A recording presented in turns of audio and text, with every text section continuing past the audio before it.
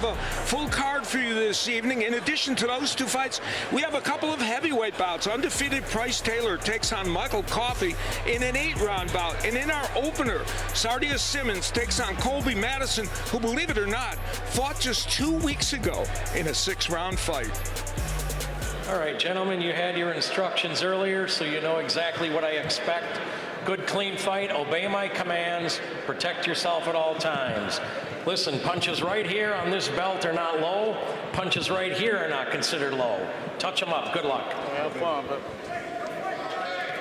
this is going to be a good test for Simmons. You know, like you said, Madison just fought, and he lost against an undefeated guy with a split decision, Ali Ellis.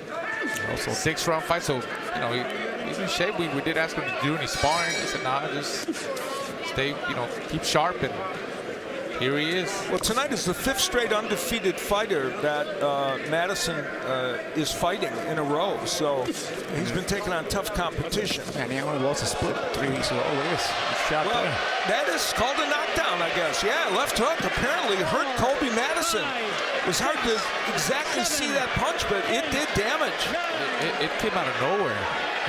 That is it. What a surprising ending to this fight. And he's still stumbling on his roll going back. I just read his lips. He caught me. He said to his corner. Yeah. That is not what we expected in this match. Madison is a durable fighter who is not easy to get out of there. And Sardia Simmons, who was looking for a signature and important performance here tonight. He fought very well in his last fight, won a decision, but tonight he looks to this crowd for their support, and they give it. bring it down. Yeah. All right, guys. Belt line is good right here at the top of the letters. Belt line is good halfway up the waistband, all right? You guys both receive my instructions in the dressing room, so you know what I expect. Obey my commands. Protect yourselves at all times. Touch gloves. God bless you both.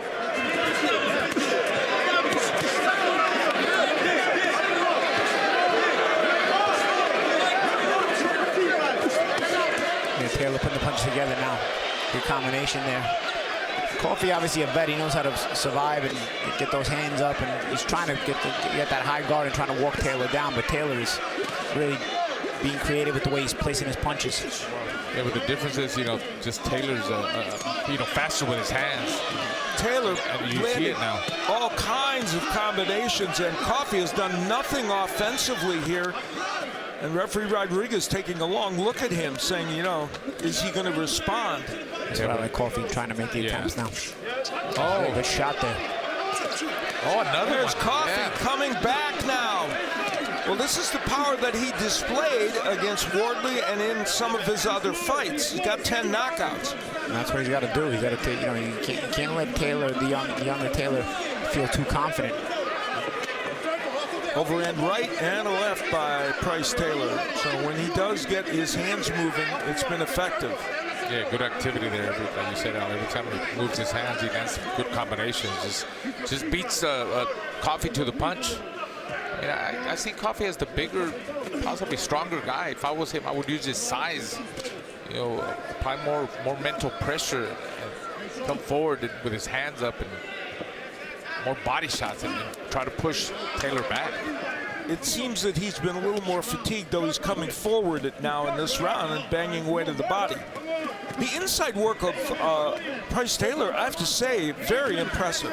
Yeah, very fast and slick and short with his shots. He's not opening up when he does that inside work. Yeah, he doesn't put a lot of weight on them, but I like the selection of punches. So Price Taylor and Michael Coffey will go the full 8 rounds and leave it in the judges' hands.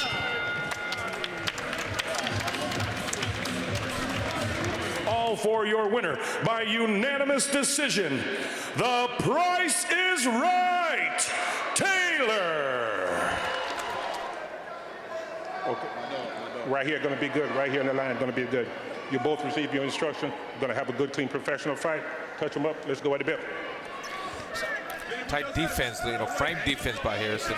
This fight hands up very well. This fight will not be a feeling out kind of fight. Both men are going to go after it, and they're doing it in round 1 in a clash of heads. Yeah, that happens. righty, it's bound to happen, especially the way Chavez, you know, they're both kind of like lunging in at the same time. So yeah, Harrison, obviously there's a small ring. Oh, big right hook. That may have, I think Harrison felt that right hook. And Chavez may have him stunned. Yeah, at first I thought he stepped on his foot, but you know what? Harrison has not reacted since. So he may have felt that a little bit.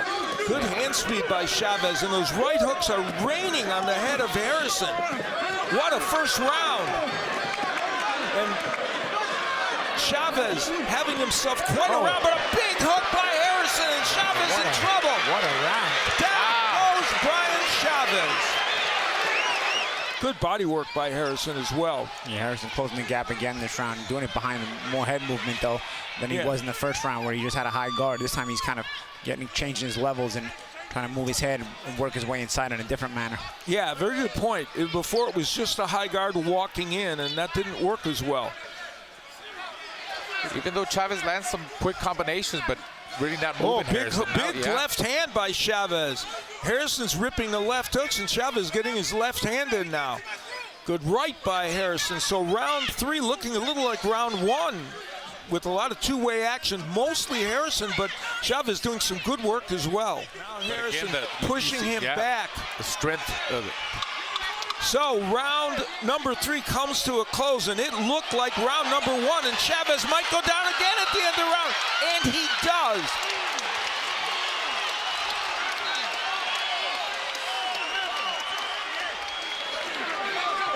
Just punishing Chavez up and down. Chavez in some trouble. Could we be seeing another late round knockdown? Good body shot there by Harrison. I mean, that's what we've been seeing every the last 2 rounds. Round 1 and round 3 both. So we'll see if it happens again. Chavez fighting back, but when he gets like this is when he gets vulnerable and gets hit by Harrison. Seconds remaining here in round number 4, the scheduled 10-rounder. Yeah, Chavez opens up a little bit, and Harrison punches in between. That's when he gets caught. And there it is again. Body shot. Brian Chavez goes down in the final moments of round 4. Will he get up this time? I don't think so. Not the guys. No, he will not. Tony Harrison has earned himself a win. Tony Harrison said to the press, this fight will not go 5 rounds. You know he what? was correct. He was prophetic. He was indeed. Olivia, Kaye, you both received my instructions in the dressing room, so you know exactly what I expect. A clean championship fight, obey my commands, and protect yourself at all times. Good luck to both of you. Overhand right by Curry to start things off. The 36-year-old from Chicago loves to get on the inside and crank up those hooks and bang away. And Kaye Scott, a very efficient boxer who has shown the ability to be an aggressive fighter in the last 2 fights. Watch your There you go. Be careful with these headbutts on the inside. Because that cut is a nasty one. Yeah, but Stevie Wonder could have seen it was a headbutt. Yeah, They were flashing heads up right and center, right? It seemed obvious at the time. Big left hook by Scott. Yeah, nice uppercut too. And another hook from range by Scott. The cut has remained at least under control enough to let this fight continue. And in fact, they've done a very good job of stemming the blood. Right hand by Scott. And Curry with a good combination on the inside. And the hook again by Scott, finishing off the round. And they both come out punching. What else is new? Yep. When in doubt, just punch. Yeah, exactly. They are both busy, and there's the hook again by Scott. And I say that because she never used that punch in her early fights, and she has been using it in the last 2 fights against Curry with impunity.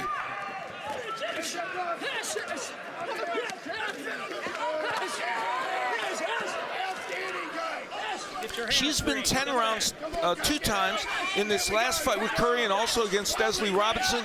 Curry has been 10 rounds twice in the last fight with Scott and against Shadeja Green. Scott bringing the fight to Curry. I mean, well, Scott in the first fight had a lot of moments where she was at mid-range doing that, but not always in this fight. And there's Curry doing some good work on the inside, and Scott likewise battling away. This might be a better round for Olivia Curry. I don't know if she's winning it, but she's done a little bit more work on the inside.